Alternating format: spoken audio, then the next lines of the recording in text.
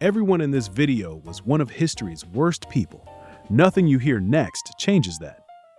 But every one of them has a story most people never hear. This is not a defense, and it does not make them good people. It is strange that these things came from the same people. Stranger still, they really happened. Adolf Hitler.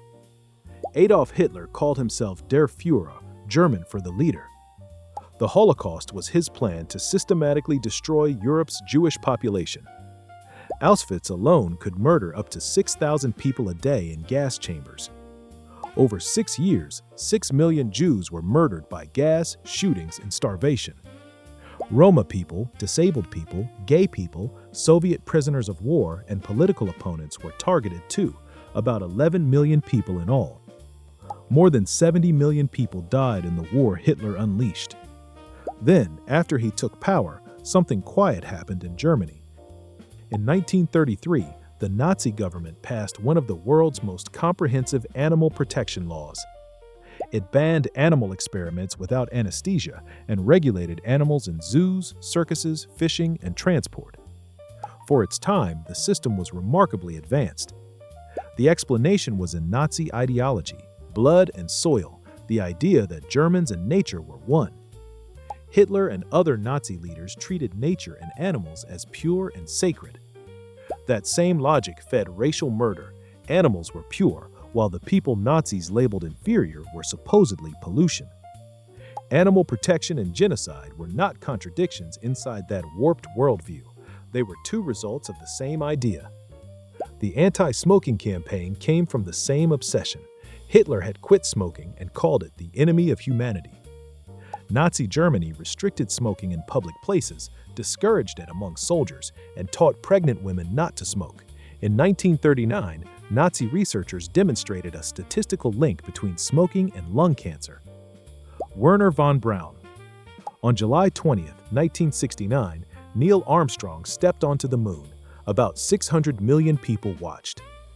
Families across America watched the grainy broadcast and knew they were seeing history. The Saturn V rocket made that moment possible. Its designer was Wernher von Braun. Von Braun was born into a German aristocratic family in 1912 and obsessed over space from childhood. At 18, he joined the German Society for Space Travel, and by his early 20s, he was testing rocket engines. But rockets cost money, and in 1930s Germany, only the military could pay. The military did not want a space rocket, it wanted a weapon. That weapon became the V-2, history's first ballistic missile. It struck London, Antwerp, Paris, and other cities, killing roughly 9,000 civilians. But the V-2 was made at Mittelbau-Dora, a concentration camp with underground factories. Around 60,000 forced laborers were worked there.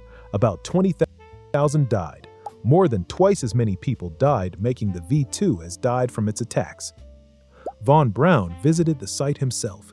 He could not plausibly have been unaware of the conditions. After the war, he said he dreamed of space and could not stop the weapon program. Historians still argue over that claim. In 1945, with Soviet troops approaching, von Braun led his team toward the Americans and surrendered. Operation Paperclip brought German scientists to the United States, while parts of their Nazi records were omitted. Von Braun led U.S. Army missile work and then became the first director of NASA's Marshall Space Flight Center. In 1969, the Saturn V sent Apollo 11 to the moon. He finally reached the goal he had chased all his life. Could America have reached the moon without Nazi scientists? And even if not, was this the right way to do it? Ted Bundy. Ted Bundy is one of the most studied serial killers in American history. He was handsome, articulate, attended law school, and worked around politics. People liked him. He used that as a weapon. He pretended to be injured, wore a cast, and asked women to help load things into his car. He also impersonated police officers. Between 1974 and 1978, he confessed to murdering at least 30 women. The real number may have been higher. He escaped custody twice. Both times he was caught again, and more people died in between. On the day he was executed in 1989, hundreds gathered outside the prison to celebrate. But the strangest part of Bundy's story is not in the murder record. In 1971, Bundy volunteered for a Seattle crisis hotline. When callers said they wanted to die that night, Bundy answered, listened, and helped them find reasons to stay alive. By all accounts, he was good at it. Ann Rule worked beside him. She later became one of America's best-known true crime writers. At the time, she remembered Bundy as kind, thoughtful, and empathetic, the last person she expected to be a killer. Later, Rule investigated the Pacific Northwest killings. Then she saw the suspect's name, Ted Bundy. The man she had worked beside was the man she was writing about. Her book became The Stranger Beside Me. Bundy grew up believing his mother was his sister and his grandfather was his father. He learned the truth as a teenager. Experts debate what changed between the volunteer who saved lives in 1971 and the killer who began murdering in 1974. 3 years. Nobody can fully explain what happened in between. Genghis Khan. Genghis Khan built the largest contiguous land empire in history. He was also one of history's greatest killers. Later estimates put the deaths from his conquests as high as 40 million people. Cities in his path disappeared. Merv had about 700,000 people before its conquest. Only about 400 were said to survive. Surrender and you might live. Resist and nobody did. His armies stacked enemy skulls in pyramids outside conquered cities. Yet inside the empire, something completely different happened. Genghis Khan declared religious freedom across the empire. Clergy of every religion were exempt from taxes. That was rare in a world of crusades and religious violence. It was not idealism. Tolerating many faiths was cheaper than putting down rebellions. He also created the YAM, a relay station network. Stations stood about 25 miles apart from Mongolia to Eastern Europe. Fresh horses, food, and lodging let messages cross the empire in about 2 weeks. The Mongol Empire also made the Silk Road safer for merchants.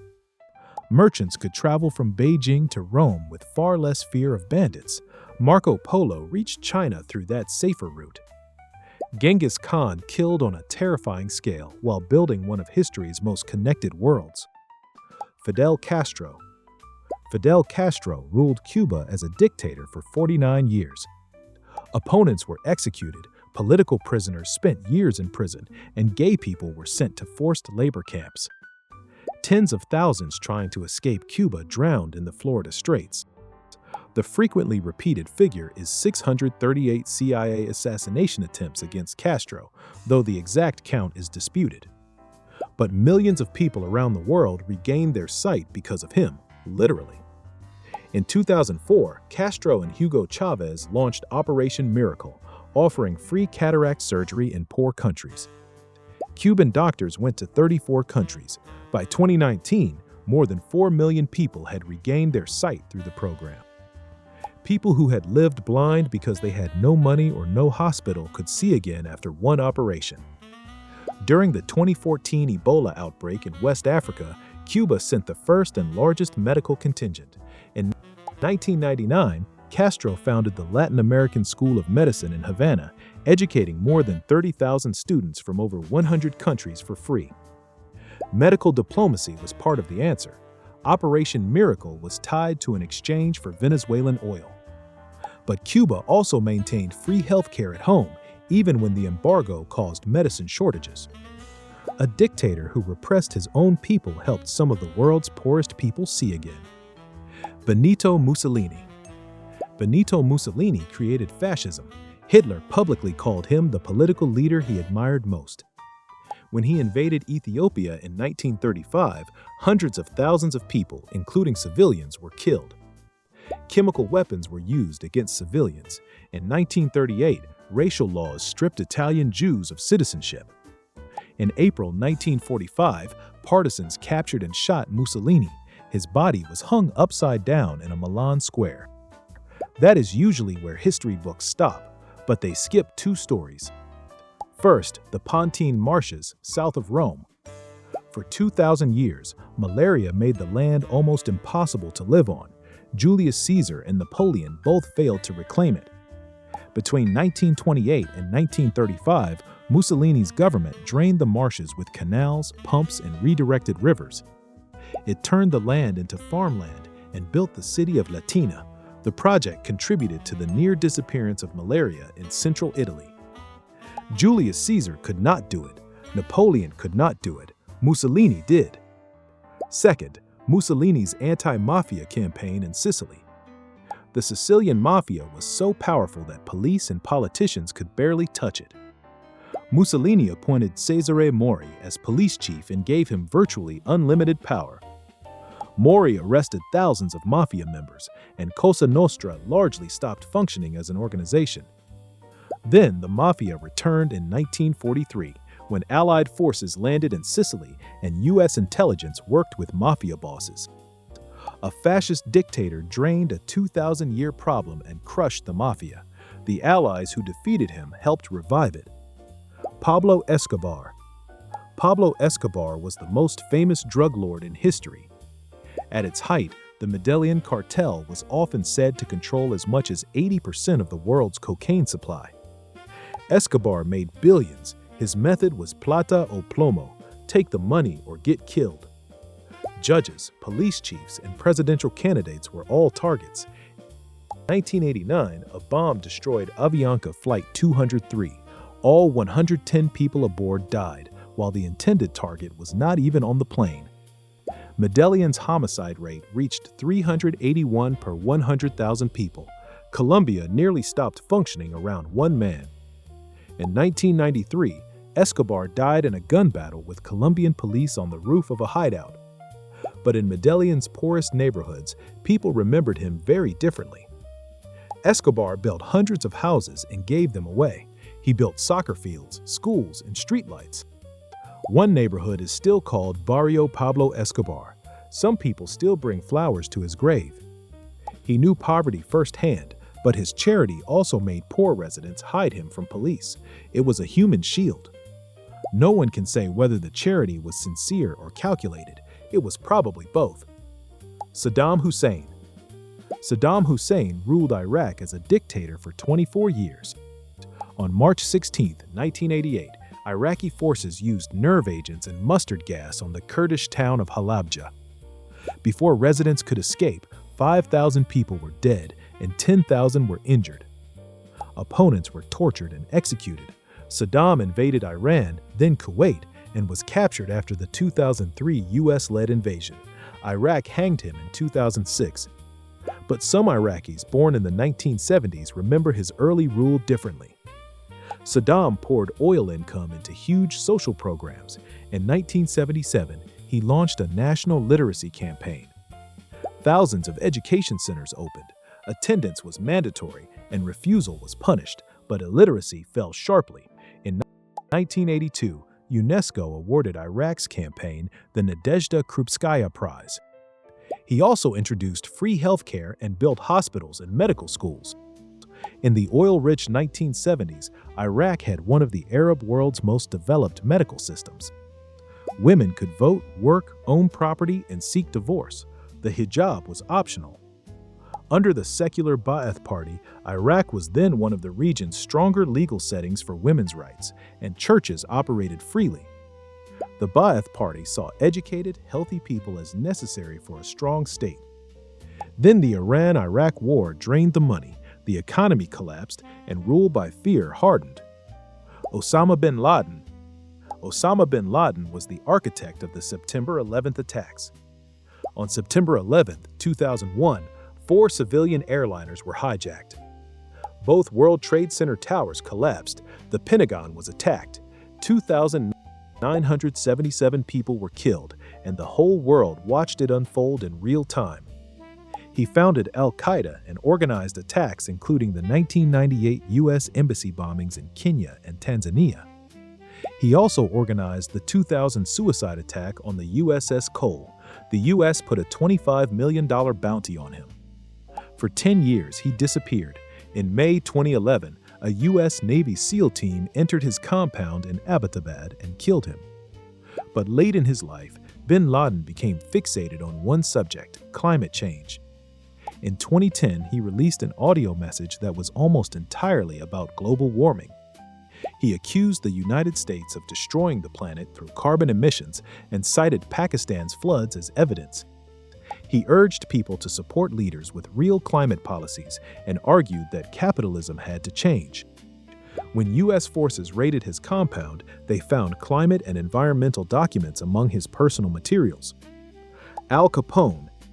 Al Capone was the most famous mafia boss in American history.